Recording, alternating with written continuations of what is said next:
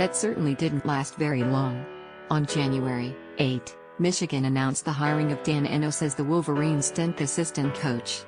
Nearly 3 weeks later, reports have emerged that Enos is set to leave in order to take a job on Nick Saban's coaching staff at Alabama. Enos has a previous relationship with Saban, with Al.com noting that the assistant has known Saban since 1987, when Enos was a freshman quarterback at Michigan State and Saban was the team's defensive coordinator. It's being reported that Enos will take over as the Crimson Tide's quarterbacks coach, a position new offensive coordinator Mike Locksley was expected to hold down. Enos will also carry the title of associate head coach.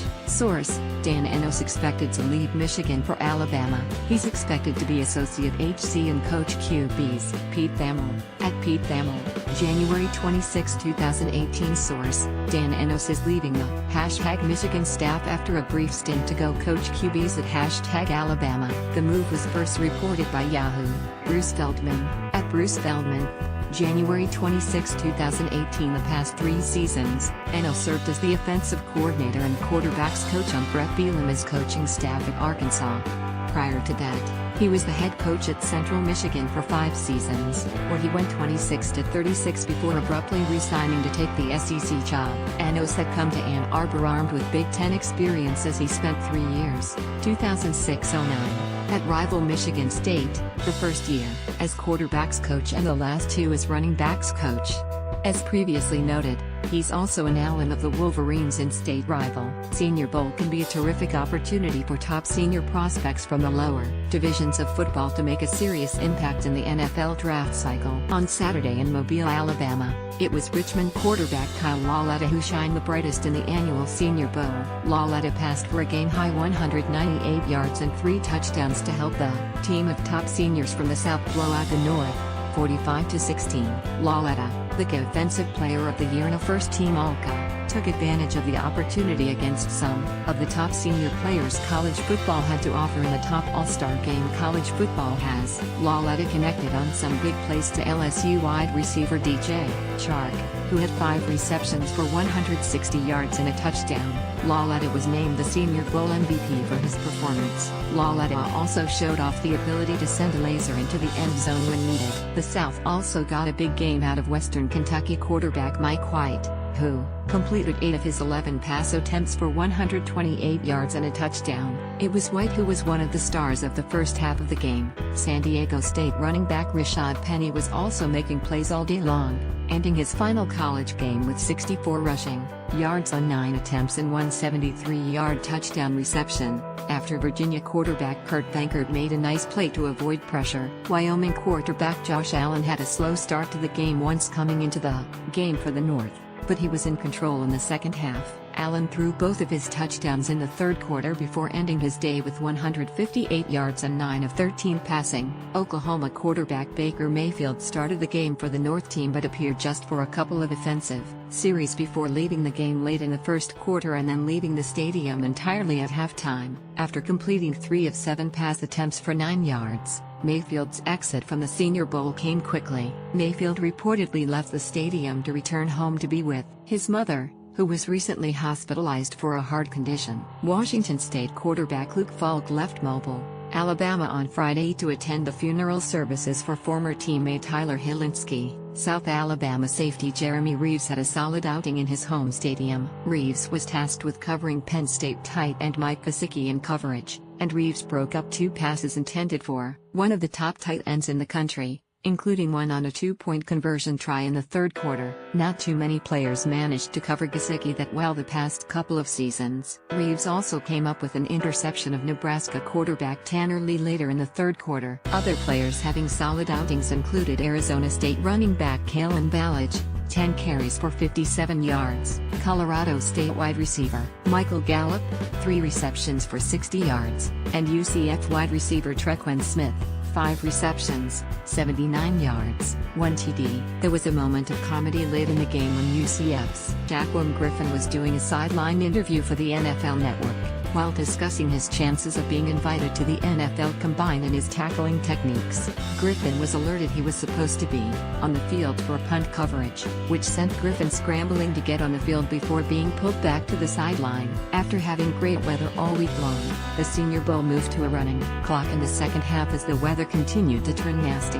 And now, another Senior Bowl is in the books as some of the top seniors in college football now officially move on to pursue their NFL dreams. Follow with Kevin. Once Georgia football fans should probably brace to shell out a few more dollars to see their Bulldogs in 2018. After a season with an SEC championship, Rose Bowl victory and an appearance in the college football playoff national championship game, it would seem likely that getting a ticket to a game in Sanford Stadium may come at a premium next fall. According to the Atlanta Journal-Constitution, ticket prices will be among the topics discussed at an upcoming UGA Athletic Board meeting. Ticket prices for any sporting event will tend to go up over time, so it should come as no surprise tickets to Georgia football games could potentially see a bump for next season or beyond. The report from the AJC notes Georgia has increased the cost of a single game ticket twice since 2014, going from $40 prior to 2014 up to $50 this past season. It had been 6 years before Georgia bumped up the cost of a football ticket previously to 2014. Of course, there is still a chance the Georgia Athletic Board could decide to stand pat on their ticket prices, but the benefit of increasing the price now may be too valuable to let slip by. Although the 2017 season ended without a national championship, Georgia appears to be well situated to be a regular national title contender for the next couple of seasons, and fans will be itching to get in the stadium for a game if they can. Georgia will play home games against Austin Peay, Middle Tennessee, Vanderbilt, Auburn, UMass, and Georgia Tech this upcoming season. The 2019 season will see home games against Notre Dame, Arkansas State and Murray State. In non-conference play in Kentucky, Missouri, South Carolina and Texas A&M in SEC play. Follow with Kevin. Once Louisville has reportedly found its new defensive coordinator. According to a report from Football Scoop, Brian Van Gorder will be hired as the next defensive coordinator at Louisville.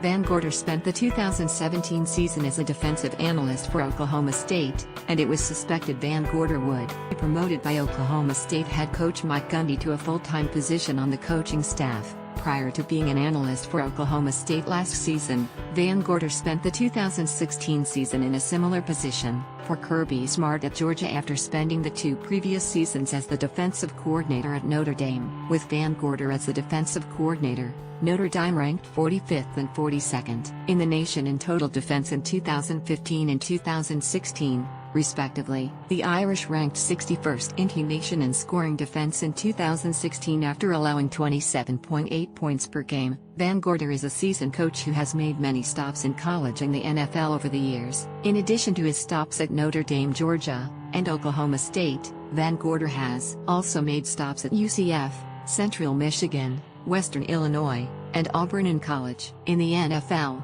Van Gorder held assistant roles with the Jacksonville Jaguars and New York Jets, but it is his time with the Atlanta Falcons that is of note here. Van Gorder was Bobby Petrino's linebacker coach during the head coach's abbreviated stop in the NFL between jobs at Louisville and Arkansas. Van Gorder remained in Atlanta for 4 more seasons as a defensive coordinator and will now be reunited with Petrino. Van Gorder will replace Peter Sirmon, who stepped down as defensive coordinator earlier this month. Follow with Kevin. Once been needed a new special teams coordinator, Vanderbilt appears to be looking to the NFL scrap heap to fill the role. Sean Menenga, who most recently coached special teams for the Cleveland Browns, will reportedly be hired as the next special teams coach at Vanderbilt, according to a report from 247 Sports. After the Cleveland Browns went 0-16 in the NFL this past season, there were some significant changes to the coaching staff while the franchise opted to retain head coach Hugh Jackson. Menenga was among the handful of coaches not retained.